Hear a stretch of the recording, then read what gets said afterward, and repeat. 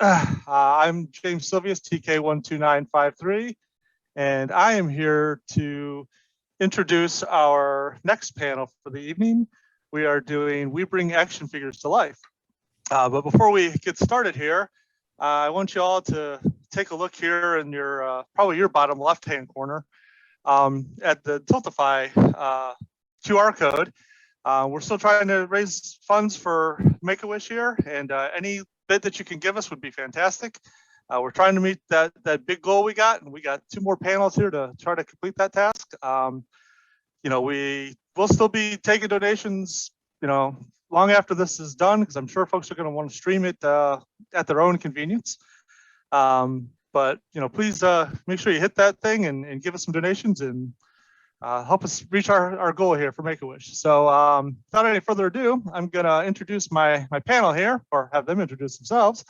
I'm going to start here with some folks here from the future for us. I've got a couple of folks here that are from our international squads or garrisons. Why don't I start here with Andrew? Why don't you introduce yourself, Andrew? Hi, I'm Andrew Frank, TK11469. I'm from Australia, obviously, as you can tell by the weird accent. Member of the Redback Garrison in Queensland, and I'm the detachment leader of FISD, which is the 1st Imperial Stormtrooper Detachment. Excellent. It's a pleasure to actually get to see you face to face after we've been chatting for a couple months here. Absolutely. Dennis, why don't you go ahead and introduce yourself? Yeah. Hi, my name is Dennis. I'm from the German Garrison, White Shadow Sport, and the DCA of the JRS detachment. Fantastic. Thank you for coming and joining us. Thanks, Chris. Hi, my name is Christopher Williams. I'm the Blizzard Force Detachment leader since 2013 to present, and Garrison Terrain is out here near Washington, D.C. on the East Coast, and it's a pleasure being here. Thank you. Fantastic. And last but not least, Aaron.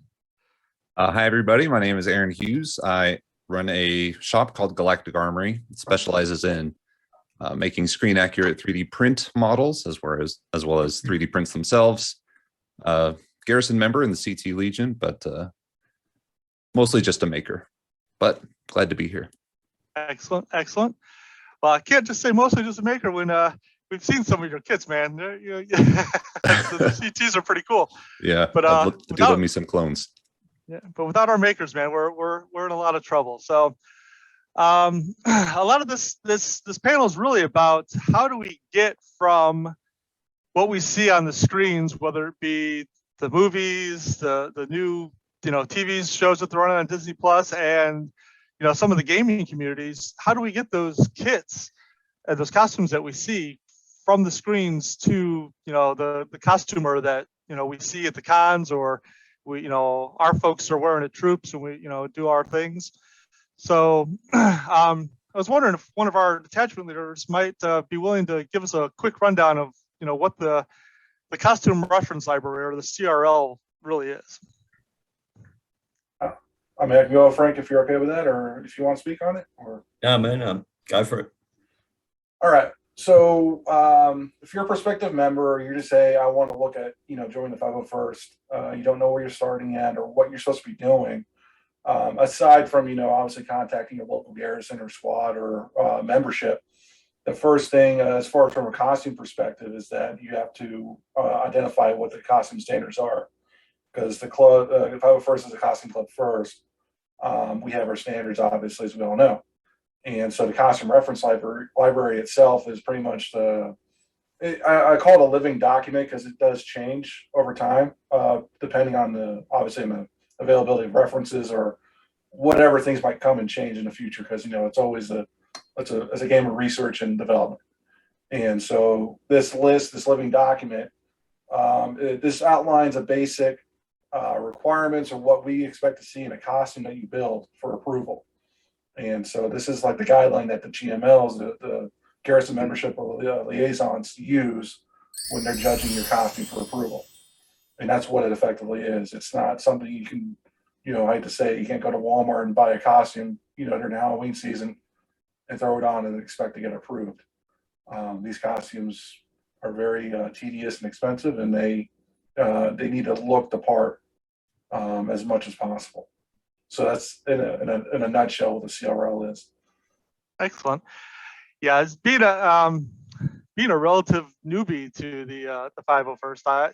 My 2-year anniversary is coming up here in February.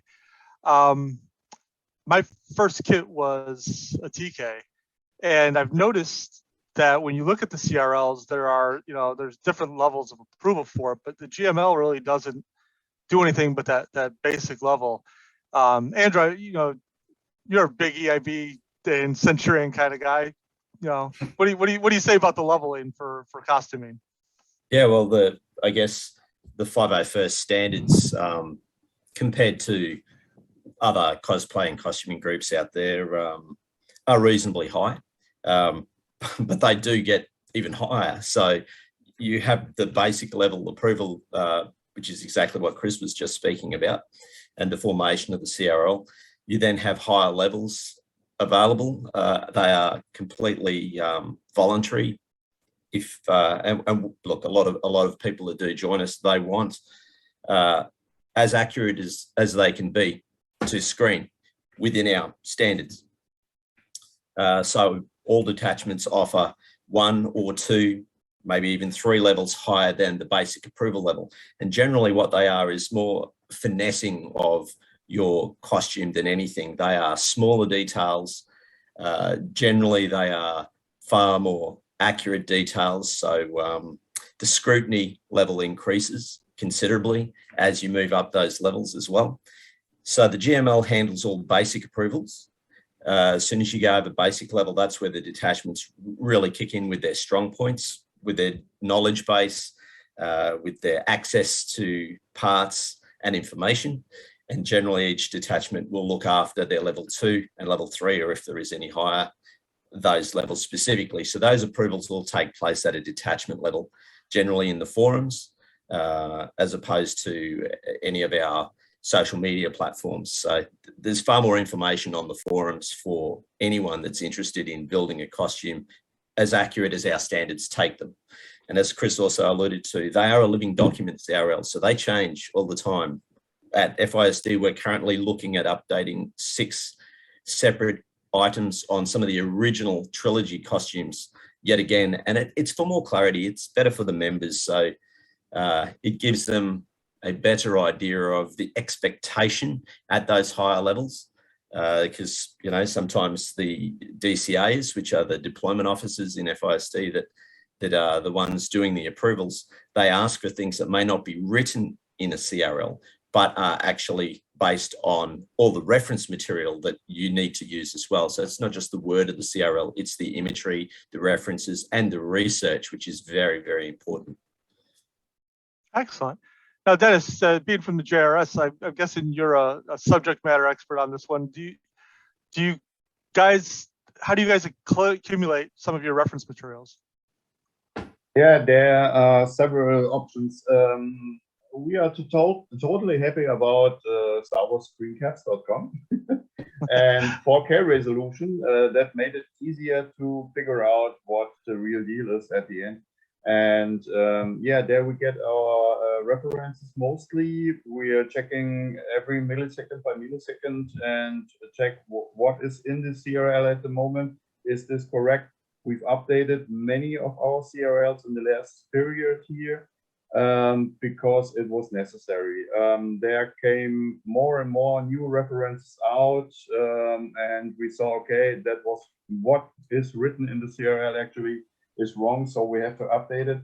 And yeah, the members love it. The members say, okay, now I can go accurate as possible. You gave us the possibility because we had the references, but in the CRL it was written wrong. So we had to use this guideline to get approved. And yeah, we have several groups on Facebook also where we discuss about it. There's the TIE Pilot Research Group, for example, and you can join. It's open completely, not only for 501st members. And there are totally often discussions going on. What is this part? What is this part? From the OT pilot, we have 2 or 3 parts that are unknown yet, and we're still searching for it. For example, the sprocket on the side of the chest boxes. We don't know what this part really was. We had the information it was from an IBM printer. We checked every IBM printer from 1970 to 1980 if there is some kind of sprocket in there, but no resolution yet. But I've been helping a little bit on that search too. So okay. That's pretty amazing. It's it's as a fan growing up, I never really looked as much at the detail of things until I finally joined and saw how much really goes into some of this stuff. Aaron, as a maker, how do you kind of do you look at the CRLs at the 501st publishers when you're building some of your stuff, or do you just build things to what you see for referencing and we in the make the people that get it from you have to make it sure it matches? Oh yeah, of course. I mean, the end goal is always 501st approval, and so I like to start there at the CRL, of course. Sometimes the CRL isn't always built if it's a very niche or specific character, but yeah, that's a good place to start. Is the 501st is the benchmark of like the best of the best Star Wars costumes. And so having those photos is great. You can take a look back at the original source, which as I said before, is lacking sometimes. But I've never found myself researching IBM printers from a certain date range. That's cool. But yeah, like if you wanted to build something that you see in a video game, for instance, that's kind of what I did. Took a model from Battlefront 2 and kind of built the CRL up from that, because the Legion and the different classes in the video game have different appearances. And so I kind of had to build up from that appearance in the video game to build the CRL. And it kind of brings us around, and I know Andrew can probably address this a little bit because I've seen it on our forums a little bit. Is when we get new characters or we've got folks that want to do a character, right? There isn't a CRL for it. There's a process for being able to create that character, and I know that I think it's the Sith Trooper, or no, it's Captain Cardinal that we've been having some issues with. Yeah. And I think FSID has that one. Can anybody give us some input on how that process kind of works? It all boils down to references, really, and having enough references. So as it stands currently, the Legion asks for a minimum of 4 sides for references: front, back, left, and right side. And I guess it's not a huge ask, but in some cases that's immensely difficult based on new characters that either haven't had a lot of exposure yet, or start off in a novel, not even in a movie, and then given an action figure. And then what the timeframes from the novel differ to the version the action figure is released. So that's a thin line you're walking on there, trying to, okay, this Cardinal, for instance, is a TFA, so the Force Awakens era, and then there's no mention anywhere of him existing past that point. Yet the Black Series figure that came out of Cardinal actually has the TLJ, so the Last Jedi version helmet. The references in the novel give some description, but we can't just use description in a book. The Legion does like to see physical reference imagery, and there was very few sketches there. So you've got a combination of words written by a character created by a writer, as opposed to anyone involved directly with the Star Wars films. And then you have an action figure made by Hasbro based on a design that they were given by Disney. So unfortunately, that CRL has not been green lit because there is some insufficient references of how the boots really look, where the book states that clearly he is a First Order Stormtrooper in crimson red or in cardinal red, in that bright red color. So there's mixed inferences in those references that we have for it. And look, when a costumer says, I want to build this costume, they come to the detachment, or they go looking through the detachment, who's looking after this? And the detachment leaders may have a discussion between themselves. This looks more like it should be yours than ours. An agreement is made, and then we set up a platform on the forum for members to be able to start adding their information, their resources, their findings. So you can't put the horse before the cart. You need a person willing to build the costume and do the research, and then the detachment works with that person to develop and refine that information to try and get it to a level that would give you a fully blown CRL. Luckily for most stormtroopers, the CRLs are all very similar. So it's only a matter of, well, we've got base platforms. We haven't seen anything outlandishly different. You can run it through all the first order versions, even Phasma, a lot of the componentry is similar. So you use the same basis or the same basic platform to write it. And you can look back to original trilogy because they're built up with similar parts, although they look very different. So we are very lucky in that respect. It is easier for us to come to the conclusion on a CRL than it is for a lot of other detachments. I wanted to jump off, springboard off of what Andrew was talking about too.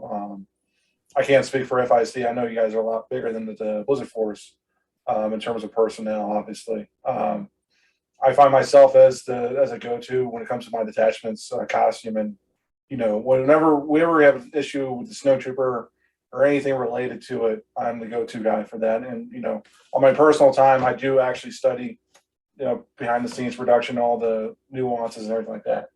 So one of the things I've always tried to do is a proactive measure from the detachment standpoint. Like, for example, when the First Order Snowtrooper was first shown, that was a brand new snowtrooper for that, and obviously was going to go to my detachment. So I had to sit there. As soon as I saw the first pictures from Celebration, I think Anaheim in 2015, the very first thing I did, I was excited. The first thing is I looked for and identified the boots. Actually, boots used for the costume. Like within the first 24 hours, I found them. But then the second thing, it was like, oh crap, I need to find someone who's actually going to make this thing. Because obviously, as you know, the First Order costumes are not just something you just go out to your shop and sculpt and factory form and call it a day. These things are very intrinsic, very detailed, very, very complicated, not just from the armor perspective, but also from the soft materials side too. And so on my own, in the prop community, I found a gentleman who was a professional 3D modeler, actually does the stuff for the Super Bowl. But he was fascinated by the First Order Snowtrooper. He was already 3D modeling things for it, and he was very good. And I reached out to him. I said, hey, I introduced who I am. I said, this is what's going on. I wouldn't mind, if you'd be interested. I didn't push it to him. I said, hey, would you be interested? And he was on board. We worked together. We both were sat for months researching, breaking down reference, doing all the fine nuances. He saw things I didn't even see either. And so that's the kind of relationship I like to do when making a new costume for an attachment is, hey, reaching out to the vendors or the makers, the people who have the skill and talent, the means to produce these things actually for their purposes, for the purpose of making a costume. And I say, hey, you guys want to do things right. We want you guys to do things right. It's a mutually beneficial thing. Let's talk it. Let's work it out. Let's make it happen. Yeah. And the one thing that I always say is that with a new costume, especially with the First Order and also with a Range Trooper, we haven't got one yet. We're almost there. Is that other people won't believe it's possible until we start seeing the very first one approved. And that's a big thing, a takeaway I learned over the years, that people will think it might think it's too hard, too difficult to do. No. We got someone who's already done it, did it well. We have a CRL. It's an approved costume. Go at it. So, yeah. And that was kind of one of the questions I was going to ask you, Chris. Is with the new movies that had come out. I mean, with the original trilogy and stuff, you really had a Hoth Trooper. with the news coming out, you got to expand a little. How many costumes are actually in the Blizzard Force group? You have the regular Snowy, a Snow Commander, First Order Snowtrooper, the Snow Scout, which is based off. That's a different story. I won't get into. The Wampa. We have Denizen as a Wampa. We have the Galactic Marine, and if you want to count it, the Cold Assault Trooper, the Cat, which is the white version of the Galactic Marine from the comic books. No, that's another discussion. Then Range Trooper. So we have a lot of costumes and attachment. When only less than about five. It's getting pretty. It's a long time. It feels like forever now. But before 2015, it was only just a regular original trilogy characters. Now is it? But they said the newest addition at the time was the Scout Trooper. The GMs were transferred from the clones years ago when we first took over. But yeah, no, I'm all for new versions of the Snowtrooper or variants, offshoots that come around. I'm always excited about that kind of thing. So Dennis, maybe you can help me out with this one. I've noticed that in some of the costumings that we've seen, that you see some characters that you would think would belong with one group being in another group. I know that there's some famous TIE pilots that didn't end up in JRS. So do you know how that process works? Yeah, of course. It was a hard decision at the time. I think you talk about the internal spot, about splitting. Yep. Yeah. Okay. We can see it in two different ways. We can see, okay, at the moment where the game is based, all three were pilots. But Del Mico has a background. He was short trooper, he was engineer, he was not only a pilot, and he ended up a sniper. So this makes him a bit more Spec Ops than JRS. So okay, he is more Spec Ops. And so the split went there where it is now. And okay, we're fine with it. I'm building both. I'm building Gideon Hask, and I'm building also the Miko. Got my helmet here at the moment. Nice. Get it finished. And I love it. I love the Infernos. It's one of my favorite costumes, and I did much research there. Okay, I know the game is a few years old now, but it took a long time to get makers that did the right job. And I talked to many people from all over the world, from Italy for boots, from China for hard parts, from everywhere of the world. I talked to people, and they were keen to make it right, and they got the information from me, like Chris told before, and we have each other, and so the product can be created, and someone can wear it to get it in the CRLs. For example, we have two new CRLs, the Havinia one Rack CRL from the Squadrons game, and also the Titan 3 from Squadrons is live, and we are working on the next costumes from Squadron. The problem there is, as you said before, we need someone that built that costume. So we get asked often, why isn't there a CRL up? The game is out for over a year now. Yeah, because nobody built the costume yet. So how can we get a CRL? We need pictures. We need something to show. If there's no one that builds that costume yet, how can we create a CRL? And so now we have someone that made at least the Havina One Rack. We edited it 1 week ago. It's brand new, and she did a great job. We had completely communication the whole time over her build, and she's great in 3D programming. So she checked the whole 3D model, checked every part, every little spot on this costume, and she built it one by one like it looks in the game. She looks like she jumped right out of the game. Totally awesome. Great job. And we are very thankful for the CRL. And yeah, that's a big part of me. I animate people. I talk to them and say, hey, don't you want to build this, or can I help you with something? I'm also a TIE pilot mentor, so everybody can come to me and talk to me, and I help them build their costumes or give them information where to get this, where to get that, and what do you have to look for, what is important on the costume. And it makes me feel good because I have a few cadets that are friends now of me. And today I got a Christmas card from a good friend of mine, Stefan, greetings out here. He joined the 501st because I helped him with his costume, and he is so thankful for this. And these are moments that I don't want to miss. I love it. That's awesome. That's one of the biggest things is I was introduced to the 501st. I think it was 2007. We went to a local con here in Richmond, Virginia, and just seeing the costumes was amazing. But you kind of step back and realize by looking at the details that they're doing is how much work do you have to put into it. And at the time, I was very scared off by it.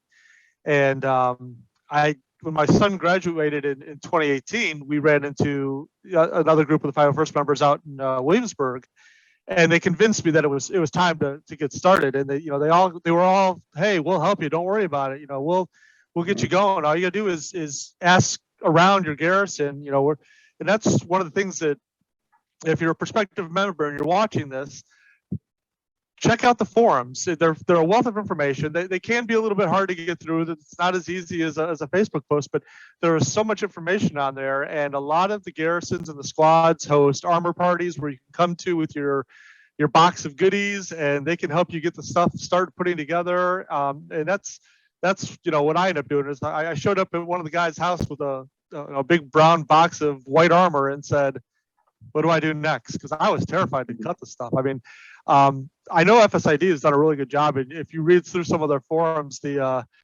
old timers will tell you that they've made it too easy for us new guys. I think it was Joseph Andrew that was telling me that they put a list together now of reputable vendors that you can buy armor from, lists of different tools and things that you're going to need to be able to put that together. And it's so much easier to find those things. And like I said, I'm building a Shadow Scout now, and I found out by reaching out to the Pathfinders detachment that they don't care that I'm going to paint the thing black. They want to help me make sure that it looks good. So I have found that there's a lot of good folks, out there in the 501st that they just want to help you get your costume built and get out there and enjoy it, having fun and bringing smiles to people's faces. So it's a lot of fun. All right, before I switch gears here, again, I want to plug the fundraiser here. We've steadily been increasing that thing all night, but again, I've only got a panel and a half here left to try to meet our goal. So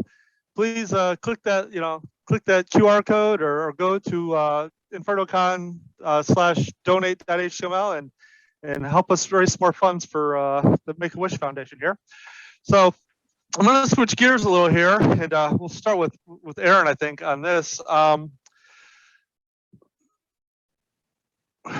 When you're thinking about costume creation, being a maker as you are, how do you go about with the materials that you make? I know you do mostly 3D printing, and we had a panel on that earlier. And you hear these guys talking with makers when they're trying to get things done. Do you have folks come to you from the different costuming communities and asking you for the input and how to help you with that? Yeah, I've had a couple people reach out to me, ask for like what materials I've used. And like I said, I specialize in 3D printing. And so as kind of revolutionary as 3D printing is for costuming, there's still some limitations to the materials themselves. They are still just plastic, unfortunately, and there are some techniques that go into making a good 3D print, and finishing a good 3D print well can make a lot of difference on, like, one, how long your costume lasts, and two, how good it looks. I'm a novice 3D printer. I've been printing for a little under a year now. What do you do for most of your materials? Are you using ABS or PETG or PLA? What are you running for most of your products? So for like most of my helmets, I'll use PLA. It's a bit more heat sensitive, so you wouldn't want to leave it, in a hot car or anything. But if I want to build, a full set of armor that I want to lug around to different conventions or wear out multiple times, I'll usually switch it to PETG. It's got a lot more heat tolerance than PLA and is generally kind of a softer plastic. PLA is more of a hard and brittle plastic, but PETG is a bit softer and can take a drop better. That's I'm sure most of the guys could attest to that. Yep. We drop our stuff. And there's nothing more tragic than dropping it and just seeing pieces fly off. Like, ugh. So if I know that because I follow you on Facebook and seen some of this stuff, and I know you've been doing some collaborations with other folks on other fandoms. But do you design most of your own stuff, or is most of your stuff through collaboration with others? It's my role is kind of getting smaller and smaller as like a hands-on developer. You know how it is. There's so many different projects and different costumes that people want. So I'm like, okay, I'm going to try and focus on this. If I can point somebody in the correct direction for this other costume that I want to get made, that would be great. That way I can work on, right now I'm working on at least half a dozen different projects. But it all does still kind of funnel through me. I look over the models that my designers supply and, look for small details that might have got missed or different optimizations for 3D printing. Since, it is just plastic, there are some, like I mentioned, techniques that you can go into making it stronger. And those oftentimes have to be built directly into the 3D model itself. But yeah, I eventually have the final say on all the accuracy of the pieces, and that's something that I like to keep 100% of the ownership on. Excellent. So Andrew, since you let it out that you've done some vacuum forming earlier, and unfortunately Jason couldn't join us. What do you see as the I guess the biggest differences, I guess, between before when everything was vacuum formed and now you're starting to see 3D printing? Are you seeing a good mix of them and stuff, or how was your process? Yeah, it is interesting, and I think the era of 3D printing has been absolutely sensational for costumers because it's allowed so much more realization of certain items that you can't vacuum form. And when you compare it to some of the costumes from the new movies and even some of the new TV programs, the techniques they use have changed. So if you look at original trilogy, most of that stuff back then was vac formed. So all the Stormtrooper armor from the original trilogy, it's all vacuum formed. Although we do have guys that are designing 3D files because there are people that want to try and 3D print them. So we know the durability of a vacuum formed product, but the durability of the 3D printed, there's a lot involved.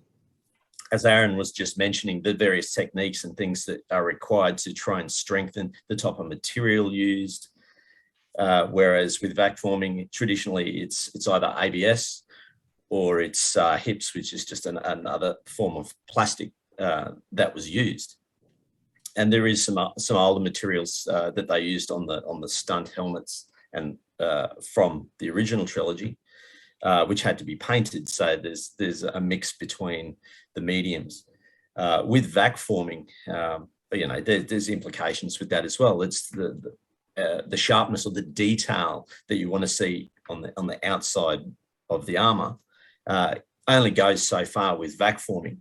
If you have edges that are too sharp, you end up with very thin areas of the ABS, and then those areas generally are going to fail under stress and duress quicker than the thicker areas. Whereas 3D printing, all the sharp detail you could possibly want can be on the outside of the model with all the reinforcing and technique on the inside to be able to produce something that's immensely screen accurate too. I mean, beauty is in the eye of the beholder as well. So 3D printing an organic shape or making something look like something else that's organic is far more difficult than, say, 3D printing weapons, because it's very lineal as a comparison. So I've dabbled in both. I do some 3D printing. Again, I've only mucked around with printing sidearms and weapons like that. Whereas vac forming, there is just as much experimentation, I think, in both mediums, because with vac forming, you're also limited to undercuts. You can vac form something flat or shaped, but as soon as something has an undercut, you can't get your mold or your buck out from the plastic. So you can only push it so far. That's why the TK helmet is in 3 parts. That's why the TK helmet is in 3 parts, absolutely. Whereas you can 3D print something as one entire piece if you have a big enough platform. And the interesting thing is I've wanted to model some of those early TK and like Vader helmets, but to be at a certain level of approval, they are not symmetrical. No. And so that's the nice thing about 3D modeling is you can typically just model half of the helmet or piece and then just mirror it. But some of those pieces like that were originally vac formed and molded in clay, they're not exactly symmetrical. And so you'd have to try and mimic that in the 3D model itself. Yeah, that's I'm trying not to get into the just TK realm here, but I did have question about. I think they said that the Rogue One TKs were mostly 3D printed, and it's curious to me, like if you see the Mandalorian ones, especially in the episodes where they're on, was it Tython, where they're fighting with Boba Fett, you've got a very different look on the front of the respirator, I guess it is. It's got to look like, it seems like it's got a lot more of a sharp, detailed edging than it does on the helmets that I've got. And so it kind of makes you wonder, has anybody approved a 3D printed TK yet, Andrew? Not a fully 3D printed one as yet. As far as Rogue One is concerned, or new generation stormtroopers, or anthology stormtroopers, whatever you choose to call them, it is interesting because they tried to pay homage to the originals, but using modern day techniques, even with the Force Awakens, when they moved from original trilogy, instead of vac forming, everything was done under pressure injection molding. So they were able to use a whole heap of different materials, some flexible as well, to be able to make that armor as a comparison to vac forming and the limitations there. But the helmet that you're talking about, again, yes, 3D designed. I've got some of the original renders from the designer that did those helmets. And a lot of the parts are separate entirely, so they are extremely detailed and sharp. You look at it, it's a stormtrooper. It's undeniable, that look. So they've certainly captured that. But even small details, like there's a bump under the eye just here on an original trilogy helmet, and they've added that little nuance into the Rogue One and anthology helmets. So they've tried to mimic some of that symmetry or lack of symmetry because that keeps us happy, right? Yeah. Ultimately, the fans want to see that stuff, especially the old school fans, like most of us. Like us. I saw the original films when I was a kid. Yep. I went to Star Wars. I think it was my 7th or 8th birthday. To add something back on the heels of the 3D printing aspect of it from a prop building perspective, like what Aaron does. So I think one of the things I think this discussion has been missed is that there's actually a bridge between the 3D printing traditional vacuum forming processes or traditional prop building processes be more accurate. Now, just from a perspective point of view, it's way easier these days than it was, 10, 15 years ago to get not just original trilogy armor, because one thing for you, Andrew, is I'm pretty sure you can recognize this, is that it's far more difficult nowadays to get a replica TK helmet that's not have some form of source or origins to a screencast or screen used helmet than it is for me to find a genuine replica from a vendor, which is kind of astounding. It's kind of a 180 from the way things used to be. And with the advent of 3D printing, it allows people that, traditionally, or people that don't normally have the skill, the talent per se. It's not a hit on the people that don't have a talent to build things by hand, but people, I can't build everything from scratch. It's some things I can't do, some things I can do. And so, people like Aaron, professional modelers who have the skill with the digital world to produce replicas that, are either very close or as accurate as humanly possible. And we can bring to our home on our 3D printer. We can print them out, finish it, like you said, he finishes the parts himself.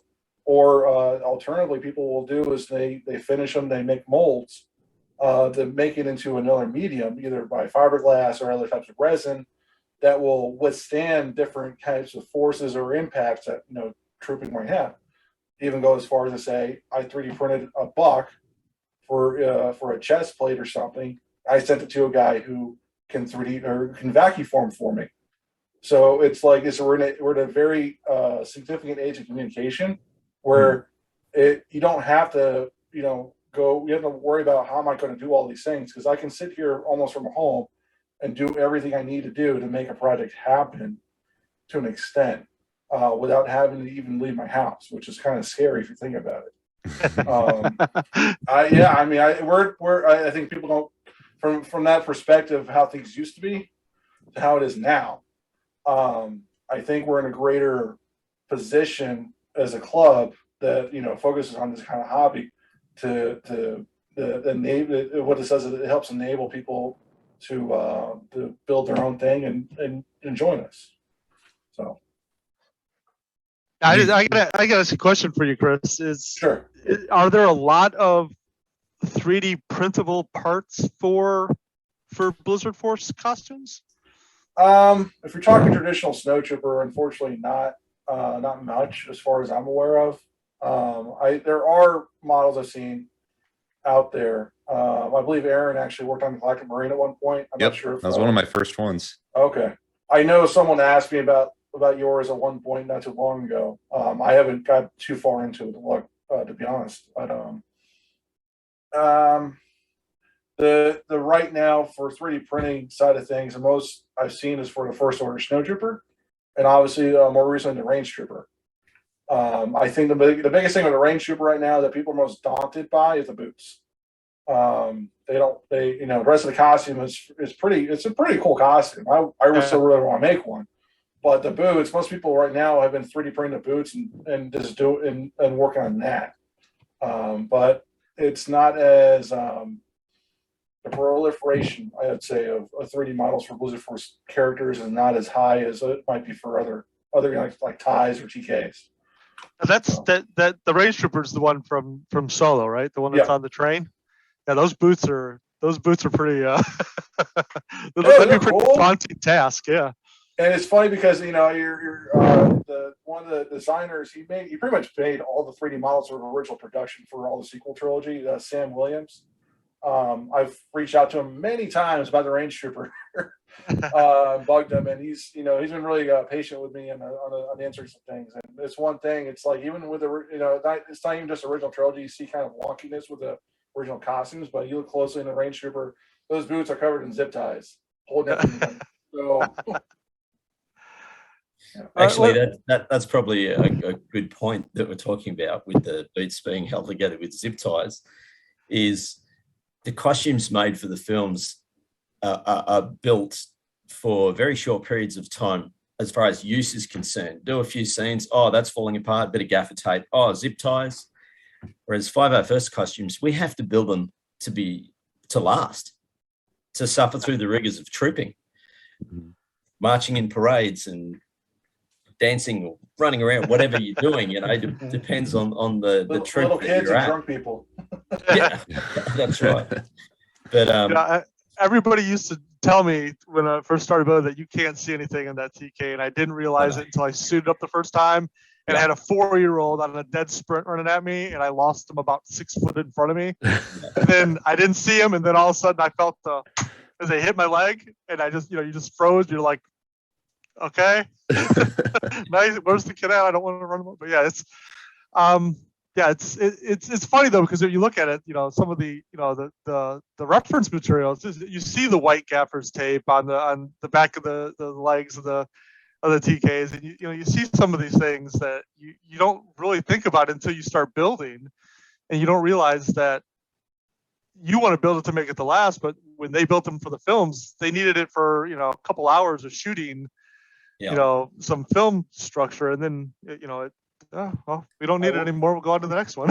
I will say this: if you build a production accurate snowtrooper from Empire Strikes Back, it is a very durable as is. And just saying, they put a lot more effort into snowies, because they're cooler. Well, it was a shop down the road from the studio that vacuum formed plastic ponds that did the vac forming for TKs from the original trilogy. So yeah, those things were put together with piano wire, screws, Loss of hope. and held together with gaff tape. I was researching Boba refresh with his new paint job in The Mandalorian. If you like frame by frame it, you can see when he's in his fight with I think it's Casca Reeves. He's like got his head down, and it just hard cuts to him wearing a completely different helmet. He's wearing the Cobb Vanth helmet because like the antenna got bent backwards and broke, and you could kind of follow along the story if you go frame by frame. It's like, oh, he's got his normal helmet on. Oh, his normal helmet broke. Oh, he's wearing a different helmet now. And you can just kind of see how the helmet breaks on screen, and they quickly replace it. But one of the guys I spoke to, who's an extra on the Force Awakens, and he was one of the snowtroopers on that scene with a big parade kind of square where the Hux doing his speech. And he told me they were there for like almost, I forgot how long he was there for, but they're there for a while doing take after take of that thing. And for some reason, their first order blasters kept just falling apart. And they'd always have to stop, reset, and get new blasters on scene. And it was just kind of an interesting thing. A lot of people think that some of these props are, like perfect, awesome, amazing things that are used on film. There's a reason why we say if you have a mistake on your arm, you weather the hell out of it, because it's hard to see. It's metal damage. Yeah. What about JRS, Dennis? What is the big mix between 3D and vacuum form? Because I know that helmet is. I'm building mine right now, and I feel like that one would be kind of similar to the TK. Trying to print that would be rather difficult. Yeah, it is possible with the new game characters like Inferno Squad, the Squadrons games, because they are all completely symmetrical. There are 3D models available. So we also have, I think we have members that have a completely 3D printed helmet, and it is made so good you can't see it. So it doesn't make a difference if it is painted and the red on the side is there, the cogs are there, and everything is completely nice sanded and painted. Then you can't recognize any difference to a back form one. So also in our CRLs, there's no material written down, so you can have a 3D printed one if it is correct and looks like the CRLs, like it is written down in the CRLs, then you can get approved with it, of course. But I stick with the original helmets that they have to be wet formed. I don't want to have a 3D printed OT pilot helmet. With the new ones, it would be okay. But this is the origin, the back forming, and I want a helmet that has this origin. So that is a must for me. Okay, sometimes it's a bit easier to get a 3D printed one, and of course it's not as pricey as from a good vendor one that is back formed and has origins or is molded from an original one. Yeah, of course it is cheaper and you can get easier in the club. Yeah, but I can understand it. Today it is possible. We have 3D printing. We can use it. Everybody uses it for blasters and smaller props. Why don't for the helmets? I want to counter on that. Oh, sorry. Oh, go ahead, Chris.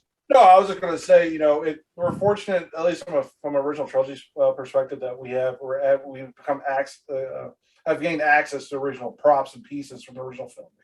Yeah. From my detachment's perspective, we have something called the Galactic Marine. Galactic Marine never existed in physical form at all. Mm-hmm. So we don't have any origins at all to that. Now, obviously, we can people make sculpts and, as they have done, make sculptures and, make a physical version of that. But the thing about the clone troopers, especially from episode 3, and is that they look very humanoid for sure, but they might not be fitting. The 3D model is not actually built on a person. Right. So they have the luxury of not actually having a human in there. Yeah. So folks like Aaron, or folks like, my friend, other people I've known before in the past, that's why you would need those people to actually help, obviously make it as accurate as possible, but then say, hey, is this going to actually work on a human structure? Right. Is this going to work out? So that's all. 3D printing has everything. Both sides of the equation is not wrong. It's just they're different avenues of approach. Yeah. So, recently, I worked on Echo from the Bad Batch. The glaring thing being that he lost his right arm, and so you're like, how can I try and make a model that looks as accurate as it can be, but still be able to have people with both arms wear it? It's like we're gonna have to meet somewhere in the middle of accuracy and can people actually do this if they have both of their arms? All right, well, we got about 5 minutes left here, guys. So I wanna go around the room real quick, and I'm gonna ask you 2 questions here. The first one is, what is the favorite costume that you currently own? So why don't I start with you, Chris? I mean, Snow Trooper, of course. That's always my favorite since I got into it. So it's it's obvious. Okay. Dennis, how about you? Yeah, OG TIE Pilot. And Andrew? I'd be lying if I didn't say it was the original Stormtrooper. I've wanted to own that costume and portray a Stormtrooper since I was 8 years old. So yeah, the guys give me a hard time because I didn't jump in right away because I didn't realize that you could build a bridge crew or a TIE Reserve pilot. I thought, because everything I saw on 501st said TK ID, and so I thought everybody in the Legion had to have a TK first, and I was like, that's fine because I want a TK. That's the only one that I really want, and so I saved up to get that one, and I know that feeling though. That's the one I wanted. What about yourself, Aaron? That would be this guy, the Battlefront 2 Coruscant Guard Officer. It's the one I was lucky enough to build the CRL for, and had a friend paint me up a little Jack Pacific clone trooper to match. So big fan of the clones. Clones are cool. I just unfortunately 6'2", 300 pounds. I don't think I'd look in a clone. So what about you? What about your dream costume? If Santa would have put one in under your tree for you, Aaron, what would you want? Oh, that would be it's not the Sith Stalker. It's like the Sith Dark Lord from the Star Killer Force Unleashed games. There's the DLC where he goes to Hoth and fights young Luke, but he is just absolutely dripped out in a Star Killer like Darth Vader hybrid, and it has everything I want in a costume. Just complete gaudiness and lots of black. I love it. That's awesome. Dennis, what about you? Dream costume. Rogue One TIE Pilot.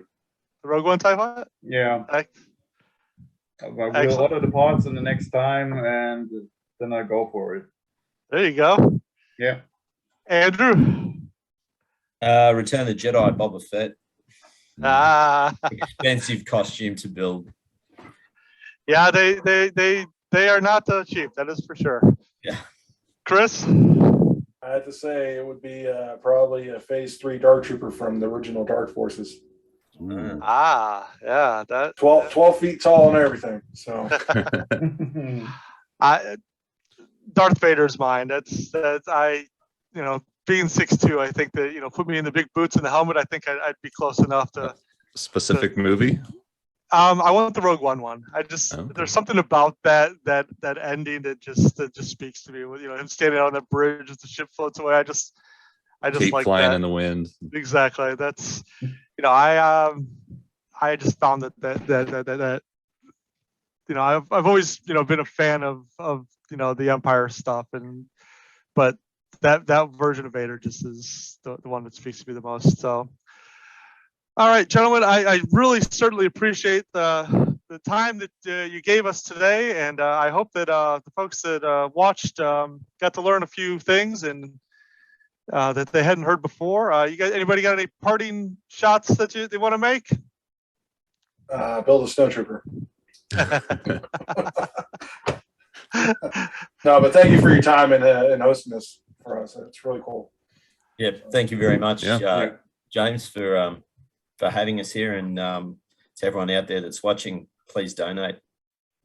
Fantastic. Yeah, folks, we got one more panel here to do for us tonight, and we'd really like to bump that goal up as high as we can before we close things out this evening. And if you stay tuned after the break, you can watch me host our closing panel. So thanks, everybody, and have a good rest of your evening. You too. Bye-bye. Thank you.